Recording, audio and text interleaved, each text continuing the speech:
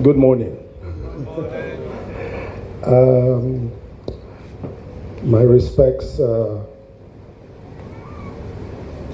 Honorable DG ARCON, Dr. Lekan Fadolapo, the DG Voice of Nigeria, Malam Dachi, the DG National Orientation Agency represented, the President Emeritus of AAN, my dear sister, Mrs. Bumi Oke, the President Emeritus of the Institute of Marketing, my dear brother, Heidi Enang, sectoral group heads,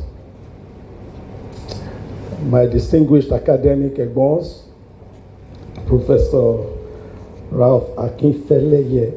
I call him my distinguished academic egbon because he drafted me to come and teach at UNILAG briefly. Please give him a round of applause. I really want to thank him as well for taking such good care of my elder brother whilst he served as the Vice Chancellor of the University of Lagos, Professor Femi Odugbemi.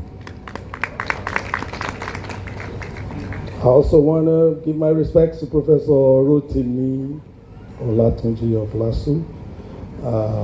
The last time I saw him was, I think, about 3 years ago when he invited me to be a guest speaker at LASU. Permit me to also acknowledge my brother, Provost of Orange Academy, Mr. Lankwe Omoyele. I saw him earlier somewhere here. Other distinguished guests, ladies and gentlemen, please permit me to say our usual protocols observed.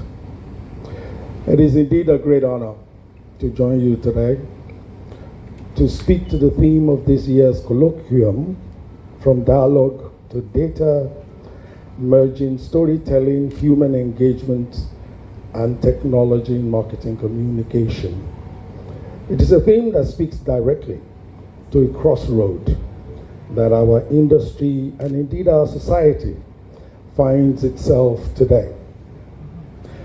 We are in an era where technology and data seems to drive all communication strategies. But we are also well reminded that at the very core of every message that actually moves people is a story. It is in the storytelling that we find meaning. It is in the storytelling that we find memory. And it is in the storytelling that we define and can discover the future. That is why dialogue as a fundamental part of what connects human beings to each other is how we earn trust. It's how we establish connections. Before a brand wins loyalty, it must first earn trust. Before a message is remembered, it must first be felt. In the heritage of African communities, stories were not trivial entertainment.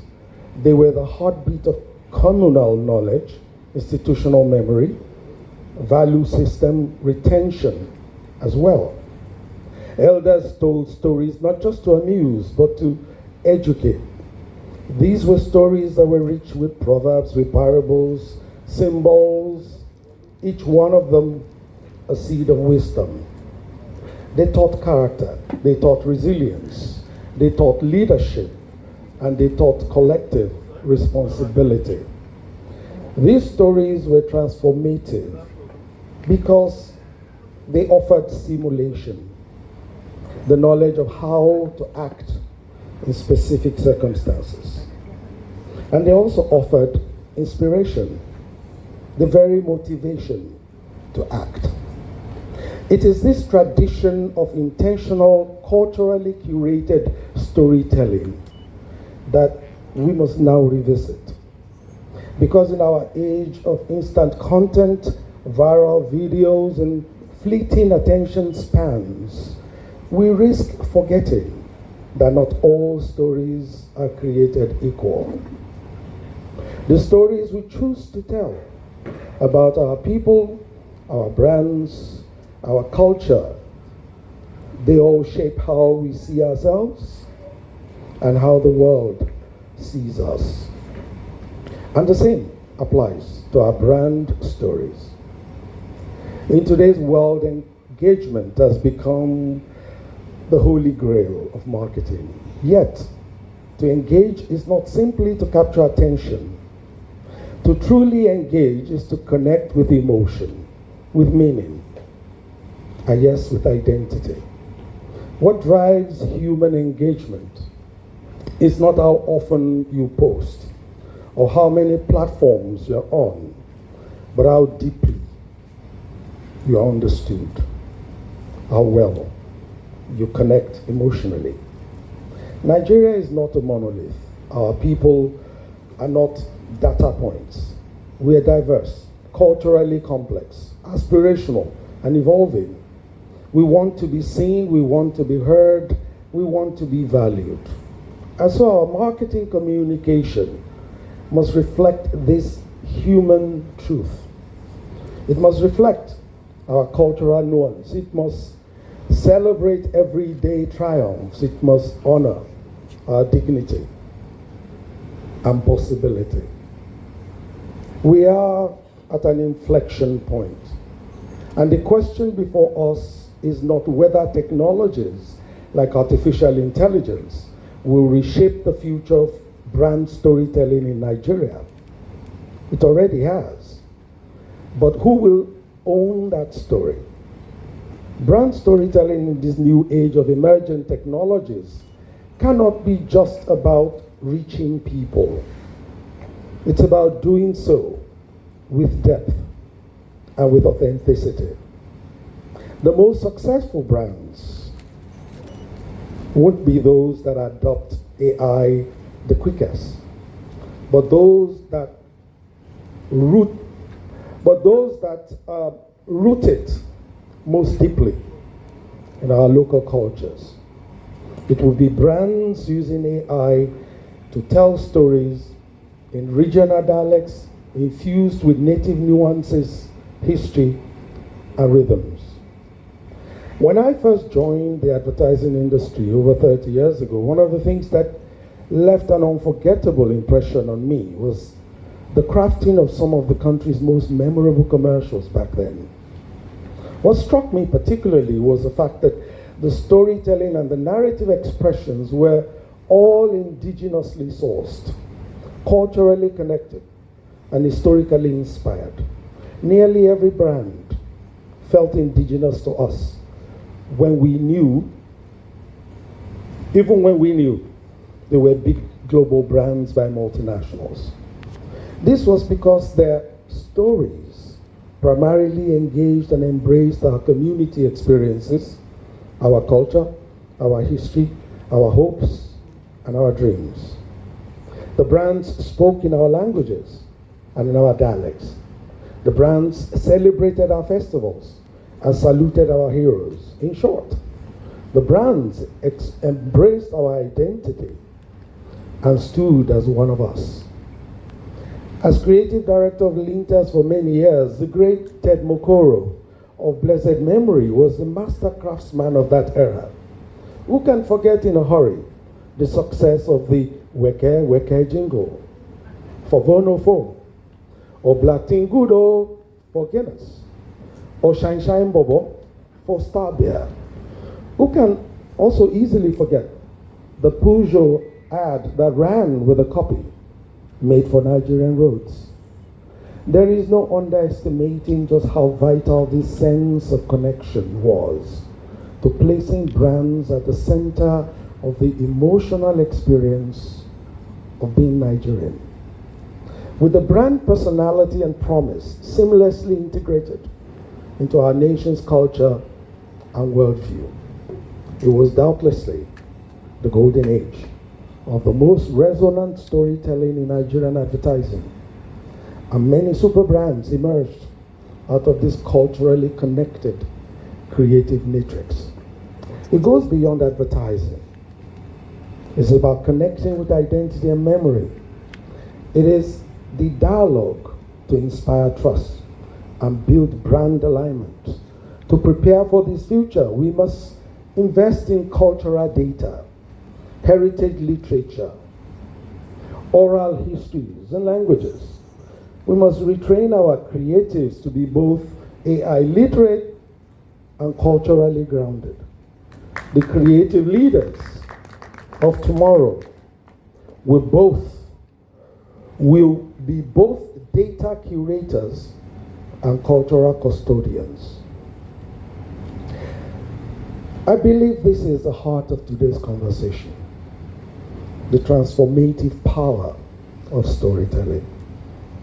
If we are to build tomorrow, we must recognize the role of immersive storytelling, not just as a mirror to society, but as well as a blueprint for what is possible. All human progress has always begun with a person's capacity to imagine the cure for a disease, inventions that have changed everything, the bridge that connects two impossible points, all must begin first in the mind of someone who dared to believe that what is not yet can be. In fact, from Newton and Einstein to the innovation of the digital age, we are the inheritors of someone's imagination made real. And yet today, imagination remains one of the most underinvested capacities of our Nigerian society. Why is that? Perhaps because we are too often imprisoned by the urgency and limitations of the present. We are seduced by what else could be. And that fixation ensures that Nigeria stays exactly where we are. But nowhere is this failure of imagination more apparent than in how we consume and create media in Nigeria today. The media space is saturated with cynicism, recycled despair, and a very narrow bandwidth of possibility. It is as if we have accepted our worst stories as the only stories that are worth telling. But progress requires the courage to reject the obvious and the comfortable. It demands that we imagine differently, that we believe in different outcomes. Imagination demands optimism, not naivety, but a bold, radical belief that the future is not a continuation of the past, but a canvas awaiting our new strokes. That is why I've seized every opportunity in the last few years to speak about what I call imagination engineering, the power of storytelling. It is a call to our creative industries because it is us who wield the power of storytelling and image design that is capable of leading us forward to shape the dreams that we dare to have as a people. Our storytellers must become visionaries, whether in music, in Nollywood, in art, in fashion. They must help us to see what is not yet visible, to believe in what has not yet happened. Our contemporary storytellers, particularly in advertising and brand storytelling, in social media or heritage media, we all have much to learn from our forebears. Because the stories they told were not just descriptions, they were prescriptions. They did not merely capture reality, they curated aspiration. Our nation today doesn't just need stories or storytellers. It needs imagination engineering. Visionary storytelling with narratives that showcase heroes and cultivate role models in diverse fields. From groundbreaking entrepreneurs to compassionate political leadership. From scientific innovators to tech disruptors, these are the images our audience and consumers need to see and engage in the recesses of their minds. When we showcase characters who rise above the odds, who solve real life problems and elevate their communities, we offer more than content. We offer a mirror of possibility. We offer a mosaic of inspiration. We offer stories that sow seeds of ambition, that plant resilience, that nourish imagination. In them, young minds like the students who are here today, who see not just entertainment, but their very own potential. And this is where our creative industries across Nigeria have a unique responsibility. We must be torchbearers of a narrative revolution. We must choose stories that elevate, not trivialize. Stories that illuminate, not exploit. Stories that reframe our country and our cultures, not through pity, but through pride. And let us show the world not just our struggles, but our resilience, ingenuity, and triumph over adversity. Through the lens of storytelling, be it film, music, advertising, or branded content, we can instill a culture of determination and creativity. This is the kind of engagement that builds not just audiences, but communities and nations. No one can deny the fact today that technology and data are powerful tools. With data, we can segment audiences, track behavior, we can optimize messages. With technology, we can produce more, we can reach further, and we can personalize faster. But here's the caution. Data without empathy, without emotion, is just noise. Technology without humanity is cold. We must not become so obsessed with metrics that we forget meaning. The algorithms can show us what people do, but they cannot tell us what and why they believe or why they don't. If we are not careful, our industry may become efficient, but irrelevant. So the real challenge is not choosing between storytelling and data, but learning how to merge them. Data should inform creativity, not replace it. Let us use technology to amplify our narratives, not standardize them. This is what the best brands in the world understand. And this is what will define the next era of marketing communication in Nigeria. The responsibility to build this future cannot fall only on the creatives alone. Our schools, our regulators, and our industry bodies must rise to the occasion together. Education must evolve. We must teach not just skills, we must also teach vision. We must equip our students not only execute campaigns, but to imagine impact. ARCON's work in setting standards and fostering collaboration between academia and the industry is both commendable and essential, but we must deepen the ties. Imagine a communication curriculum that is redesigned and co-designed both by brand managers and our academic professors here. Imagine internship pathways that not only expose students to work ethics, but immerse them in the why. Imagine regulatory frameworks that do not stifle innovation, but guides it with clarity. We are not preparing students for jobs in this new age. We have to prepare them to lead a new ecosystem.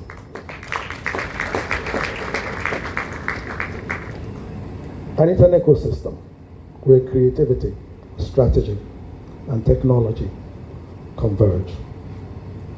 As we embrace the emerging possibilities of these immersive technologies like AI, in storytelling, we're empowered by such amazing tools that can simulate human voices, generate hyper-realistic visuals, and personalize narratives at an unprecedented scale. But we must also confront the darker shadows of this technological leap. AI has the potential to be a powerful amplifier of our creativity, enabling storytellers to visualize abstract concepts, localize content, and scale engagement like never before. But in the wrong hands, it also becomes a dangerous engine for disinformation, manipulation, and societal discord. Already we have witnessed deep fakes used to impersonate leaders, audio clones that mimic real voices to sow panic, and synthetic media created not to inform, but to deceive. These are not theoretical concerns, they are present dangers. The challenge before ARCON today, in my opinion, is not simply to regulate advertising. It is to protect the very soul of our public discourse. In a country already grappling with trust deficits and fragile social cohesion, the use of immersive technologies to confuse, to mislead, to incite the public must be met with urgent and uncompromising resistance. So this is the clarion call to ARCON. Please be aggressive. Now is the time to strengthen your frameworks. Now is the time to build capacity to monitor and sanction. Collaborate with the tech platforms, security agencies, civic bodies to ensure that AI tools are not weaponized against the public good. Yet in doing so, let's not strangle innovation. The path forward is not to politicize technology like AI, but to protect its legitimate promise. We must create safe zones where ethical innovation thrives, where immersive technologies are used to train, to teach, to tell better stories, and to imagine futures that are bold and inclusive. The depoliticization of AI begins with transparency and public education. Let people understand not just the risks, but the rules. Let creators understand the ethics, not just the algorithms. Let brands lead by example in how they use these tools to elevate trust, not erode it. ARCON must champion a balanced ecosystem, one that rewards integrity, punishes deception, and ultimately preserves the sacred role of storytelling in shaping society. Because in the age of AI, it is not just our content that is at stake, it is our collective conscience. Sanitizing our social media may be our greatest battle. We must not shy away from the responsibility. And I trust ARCON will lead with courage and lead with clarity. I will conclude by highlighting this thought. The power to shape our future lies not just in our data, but in our narratives. Brand stories are our stories. It is not enough for brands to position itself for sales with a tale of what it can do for us. Brand stories must also provoke and incite reflections and conversations around community, around service, around national development. The future of brand marketing will be by innovation that is rooted in identity. Thank you.